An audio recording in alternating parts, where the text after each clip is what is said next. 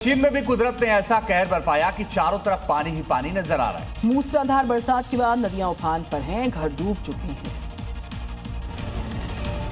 तस्वीरें चीन के गुआंगशी की हैं, जहां बारिश के बाद बाढ़ ने जिंदगी की रफ्तार पर ब्रेक लगा दिया है। सड़कों पर सैलाब है, घर पानी में डूबे हैं। जहां नजर घुमाओ वहां सिर्फ और सिर्फ सैलाब नजर आ रहा है। नदियां खतरे के निशान से ऊपर बह रही है, जिससे हालात और बेकाबू होते जा रहे हैं। भीषण बाढ़ के चलते लोगों को घर छोड़कर जाना पड़ रहा है। अब तक करीब 54,000 लोगों को दूसरी जगहों पर शिफ्ट किया जा चुका है। राहत और बचाव दल नावों के जरिए बाढ़ में फंसे लोगों को बाहर निकाल रहे हैं। जहां धीरे धीरे बाढ़ का पानी कम हो रहा है, वहां मलबे का अंबार लगा है। एक तरफ जल प्रलय है, दूसरी तरफ आग का तांडव। अमेरिका के टेक्सास से तस्वीरें सामने आई हैं। जी हाँ, जंगलों में आग भड़क गई है, आउट ऑफ कंट्रोल हो गई है आग। अब तक करीब 50,000 एकड़ जंगल जलकर राख हो चुके हैं।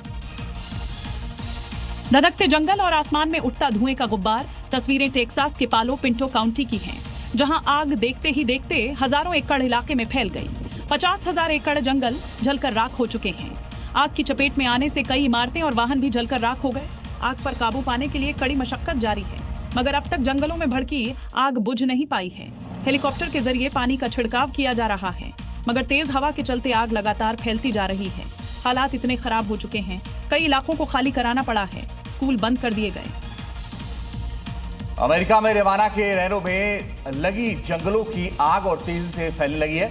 लगभग 4 दिनों से इस आग पर काबू पाने की कोशिश की जा रही है, लेकिन आग को और ज्यादा भड़का रही है, जिससे हालात और खराब हो गए हैं। रेनो में लगी हॉक फायर ने अब तक 15,000 एकड़ से ज्यादा जमीन को जलाकर राख कर दिया है। दावा किया जा रहा है कि जंगल में आग की शुरुआत नेचुरल नहीं बल्कि किसी ने लगाई है। आग पर काबू पाने की कोशिश लगातार की जा रही है। प्लेन से लेकर बड़ी संख्या में फायर ब्रिगेड की गाड़ियां और सैकड़ों फायर फाइटर को भी लगाया गया है, लेकिन इस वाइल्ड फायर पर काबू पाने में काफी मशक्कत का सामना करना पड़ रहा है, जिससे 1,000 से ज्यादा घरों पर खतरा मंडरा रहा है, जहां से लोगों को सुरक्षित जगह पर शिफ्ट किया जा चुका है। अमेरिकी एयरफोर्स का ट्रांसपोर्ट मिलिट्री प्लेन रूस में नजर आया है। इससे पहले ही मॉस्को में अमेरिकी राजनयिक के मॉस्को पहुंचने की खबरें भी सामने आई थी, लेकिन इन दोनों खबरों को लेकर रूस पे किसी तरह का कोई रिएक्शन खास नहीं है, बल्कि क्रेमलिन ने अमेरिका के साथ किसी भी बैठक से साफ मना किया।